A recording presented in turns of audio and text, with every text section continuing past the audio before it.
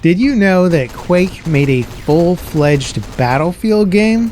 That's right, id Software, the guys that made the arena shooters with the jump pads and railguns, made a Battlefield clone, and it was actually pretty good. It's called Enemy Territory Quake Wars, and it was a AAA title poised to compete directly with Battlefield, and honestly, it was about as good a competitor as any studio had produced. Quake Wars had it all: large-scale combat with multiple classes, factions, vehicles, and modes, all with 32-player support on both PC and console. It featured advanced engine tech like id Tech 4's mega textures, so there wasn't any repeating textures anywhere on the maps. The game also injected some cool variety like multiple deployable turrets, jetpacks, crazy call-ins like orbital strikes, tons of unique weapons that were faction specific, and it throws it all into a sandbox multiplayer arena with very cool types of objectives. However, despite receiving mostly positive reviews from critics, the game couldn't have come out at a worse time. It launched a month prior to one of the most influential FPS games ever, Call of Duty 4. And when COD 4 launched, it dominated basically every shooter, and Quake Wars was trying to carve out a niche against both Battlefield and one of COD's biggest success stories. It was just about as bad of a launch window as you could ask for. The game was almost immediately overshadowed and forgotten, but that doesn't mean it wasn't a good game or one worth looking back at and seeing what it brought to the franchise. Big sandbox shooters simply weren't a common thing in the early 2000s outside of Battlefield. PlanetSide 1 was still kind of kicking around, but that was a bit of a different beast, and Halo was of course still popular, but it just wasn't on the same kind of scale. Now these days, even a small team of 3 people can make a game like BattleBit with the Unity engine and some custom network coding, but in 2007 the tools simply didn't exist for games of this scale unless you made them from scratch. So just the fact that Splash Damage made a AAA Battlefield competitor was awesome, and if any developer of the time could do the groundbreaking technical work required, it was probably id. They partnered with Splash Damage to develop a multiplayer expansion to Return to Castle Wolfenstein, but technical issues forced them to scale it down to a free release called Enemy Territory Wolfenstein. The positive reception for this game gave id's publisher Activision the confidence in Splash Damage to have them make a follow-up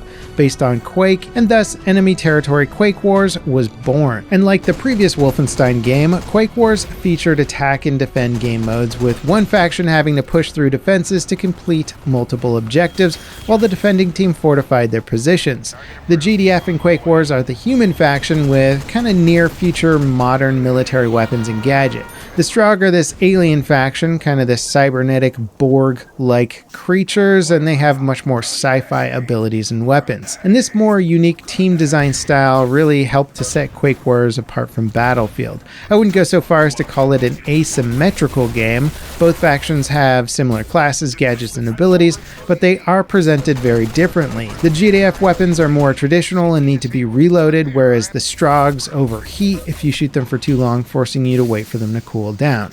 The GDF's gadgets and abilities feel like something that you'd see on a current day Battlefield, like airstrikes called in via smoke grenade. But the Strogg got an orbital ion cannon, which I still think is a really cool feature. Both factions also had similar but distinct vehicles. For example, the Strogg had a plasma cannon tank called the Desecrator, while the GDF have the Titan tank that looks like a futuristic M1 Abrams. There's also more subtle differences, like the GDF parachute into the battlefield when they respawn, but the Strogg drop in like meteors and use their alien tech to cushion the fall. And the result is that both factions feel almost entirely unique without really posing difficult balance challenges between the two teams. Now, Quake Wars does feature multiple modes, but they're mostly different takes on the attack and defense style of Battlefield's Rush mode. The main one, Campaign, is the full-scale mode. However, unlike Rush from Battlefield, Quake Wars doesn't have you just blowing up a series of AIM-coms across multiple sectors. You'll have to capture forward positions,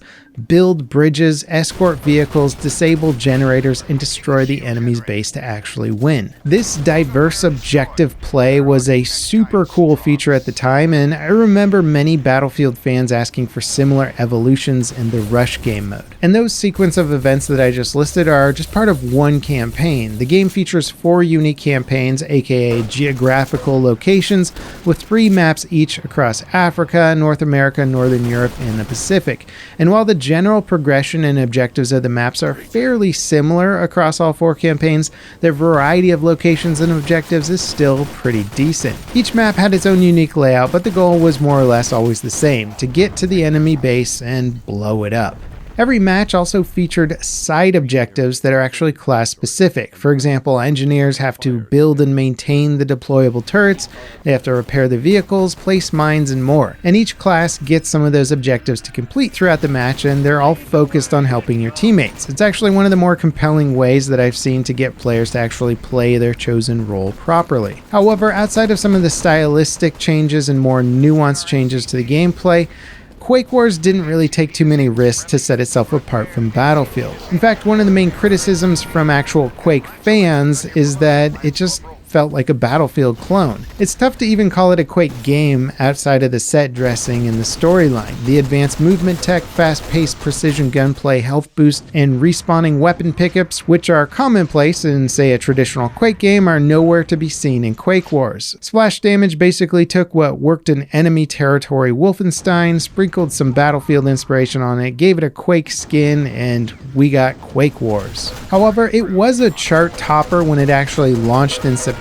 of 2007, but critical reviews of the console port weren't as favorable as the PC version, and Call of Duty 4 was just a couple of months away from hitting store shelves. And really, that's the story here. Quake Wars was more variety than it was innovation, and when COD 4 launched, everything about the FPS scene changed pretty much forever. If Quake Wars had launched a year earlier and done more to stand apart from Battlefield, it might not have been so overlooked. As for the gunplay, it was about as dated as, say, Battlefield 2142's, which came out a year before. The guns shoot kind of RNG magic bullets that go where you aim. The movement is fast, but there's almost no first-person animations to indicate your actual speed, so it feels kind of like you're ice skating at times. And basic stuff like inventory management or performing basic actions requires you to select the things that you want to use, rather than your character automatically switching based on contextual prompts. And this was all pretty commonplace at the time, but if you go back and actually look at the game now, some of those quality of life features you might expect in a modern game certainly weren't there. All that said, today, Quake Wars has a major advantage over Battlefield's older games in that it actually still works. You're basically one Google search and a download away from getting a click-to-launch Quake Wars experience. Getting, say, Battlefield 2 or Battlefield 2142 running requires downloading mods, manually configuring installs, tweaking a patchwork of settings to get the game to even launch, and that's not even covering how cumbersome getting into online matches can be. But with Quake Wars, you download a community-made installer that gives you a vanilla, modded, and pro mod launch option. Pick the version you want to play, and boom, you're in the game and playing. Any tech issues you might have can usually be solved with a quick trip to PC Gaming Wiki. And getting into a online match is as simple as connecting to the server's IP address via the console. And the Quake Wars community has a Discord with all of the relevant information in active servers. It's kind of cool that you can so easily revisit this old game. Ultimately, Quake Wars was the Battlefield game that most people never expected, and Quake veterans certainly didn't ask for, but it's a very unique and technically impressive take